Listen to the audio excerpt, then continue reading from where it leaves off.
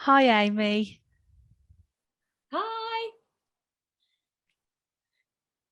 How are you? I'm good, thank you. Yeah, I'm good. How are you? I'm fine, thank you.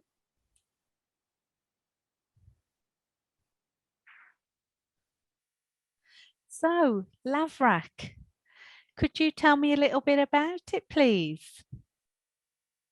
Yeah, so we're a community circus company. So we're all about getting people involved in circus that might not have experienced it before or know what it is, and kind of bringing it into community spaces and places where people can experience it.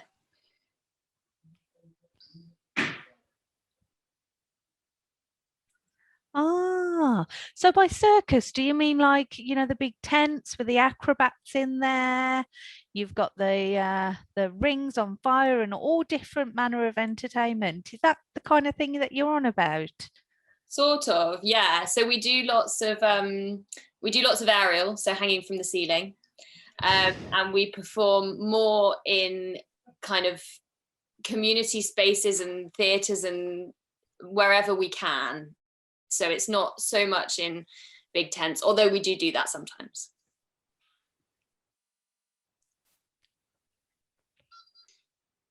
So, what is the idea behind the video that you've created?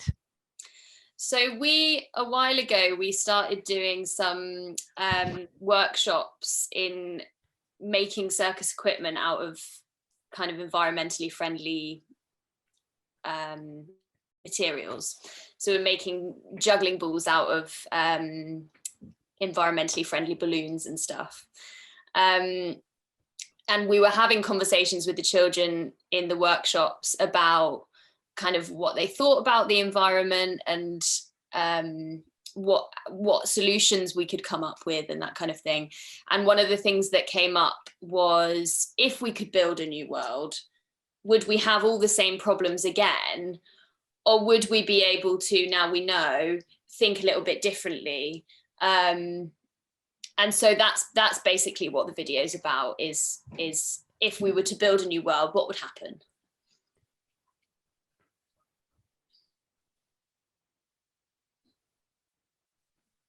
Wow, that's really interesting. Wow. So I've watched your video and it's so interesting. So when people actually watch it and they've seen it, what do you think you'd like people to take from it? I think I mean, first, as I said, it came from lots of conversations with children, and the aim really is just for it to spark more conversations with children and with adults as well, um, about solutions, basically.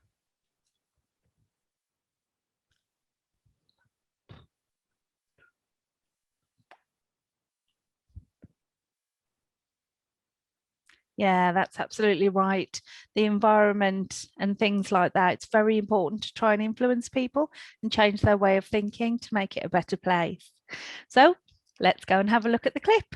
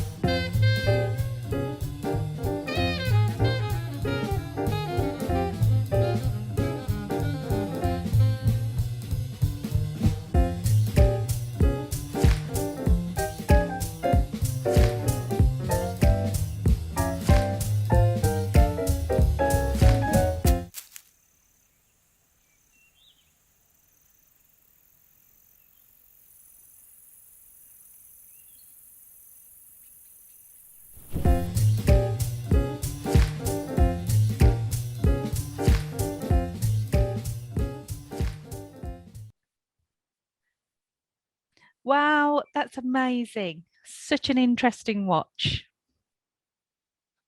So, where can we find more clips like that? Is it going to be on YouTube, Facebook, or how can we reach out to more people and let them know where to look?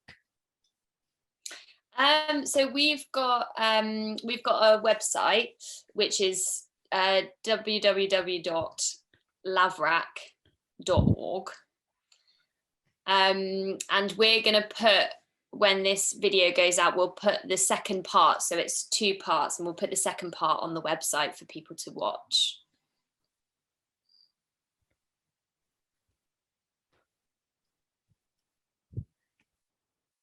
Oh, brilliant. So we'll look really look forward to watching that. Thank you for letting us know. Okay, so do you have any plans for the future? What's next for Lavrak? Oh, it's a good question. We're trying to get some more get back to real life workshops. So over the last year, it's mostly been online. And while it's been really lovely, we really want to see people face to face. So hopefully some real life workshops and stuff coming up. Yeah, real life, there's nothing quite like it, is it? The rapport and the bond you can build with people around you. Absolutely. So I've been told, someone said that you can make finger puppets or something like that with just one piece of paper. Is that right? That is absolutely right. We can make bird puppets from a piece of paper. Hello and welcome to our puppetry workshop. Today we're going to make some finger puppets, and we're making little birds today to go in your small worlds. So all you need today is a piece of A4 paper, some pens, maybe watercolours, anything you'd like to use to colour your puppet in or to draw on your puppet. So you can really get creative, and today I'm using felt tips. So whatever you fancy. So let's get started. You're going to start by folding your sheet of paper in half. And I'm not too fussed about whether it's really neat. It doesn't need to be super neat. And that goes for all the folds that we do. And then I'm just going to rip all the way down the middle. If you've got a grown-up with you and you've got some scissors, then you can cut that line, but I'm just going to rip today. So then from this line at the bottom, we're going to try and match it up to the line at the side there. And then I'm just going to make a fold and flip it over so I've got this band along the bottom. And I want to get rid of that, so I'm going to fold it up all the way up to the line. And again, I'm just going to rip. And if you've got a grown-up with you today, there's no reason that they can't join in too. This is for everyone. So, choosing this line here, we're going to draw that up to match the crease that we've got in the middle of our square, and making a fold along there. Same thing on the other side, so it doesn't matter which side you do first.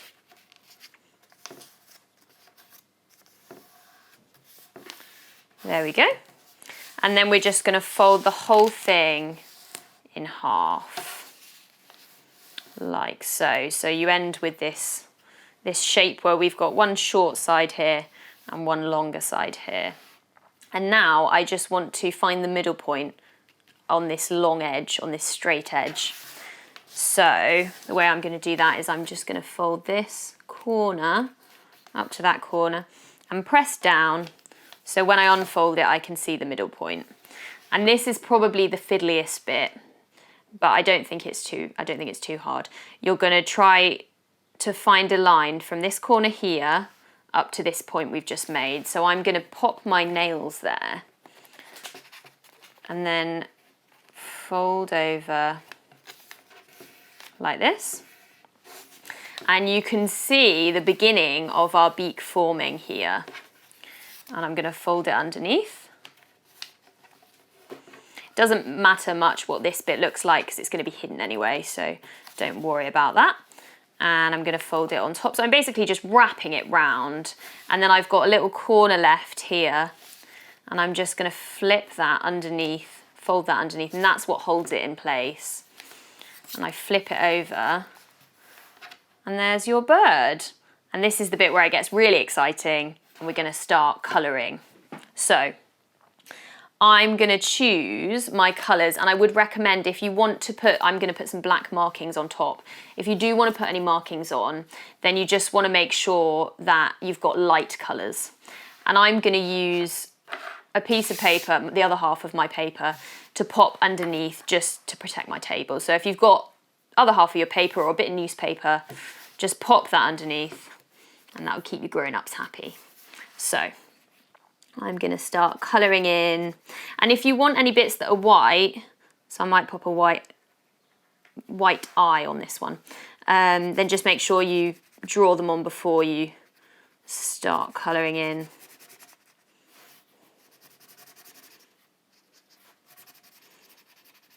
And you can start to think, as you're colouring in, you can start to think about the personality of your puppet as well.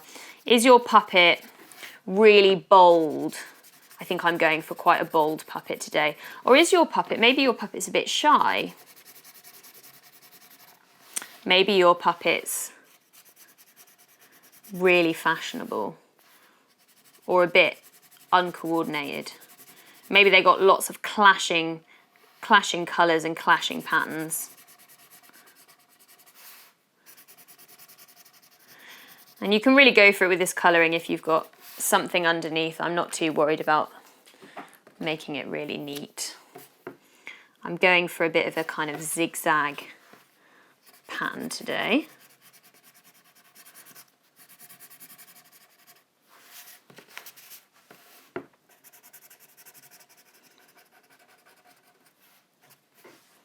There we go.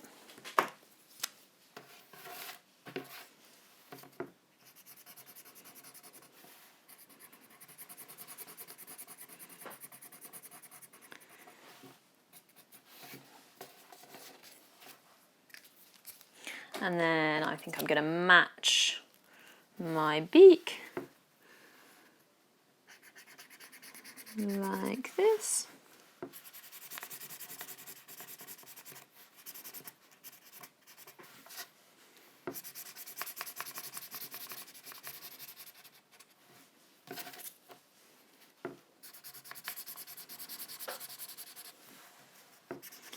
And there's really no limit to the amount of puppets that you can make. You could have a whole flock of birds in your world.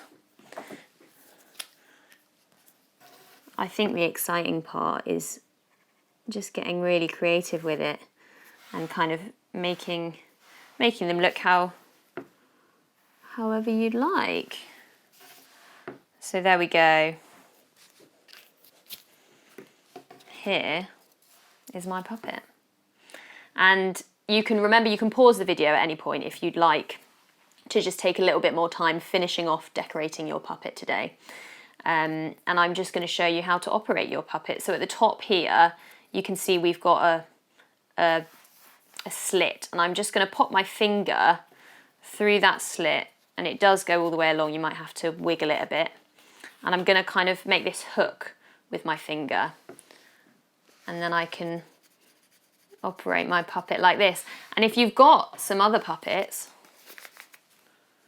they can have a little conversation, or you can make them fly. So enjoy making your puppets and thinking about where in your world your puppets are going to go and what role they're going to play. And if you'd like to show us your puppets, then please do pop them on, or ask your grown-ups to pop them on Instagram or Facebook, and you can tag us. We're Lavrak Circus. And thank you very much. I hope you enjoyed the workshop today. and hopefully we'll see you soon.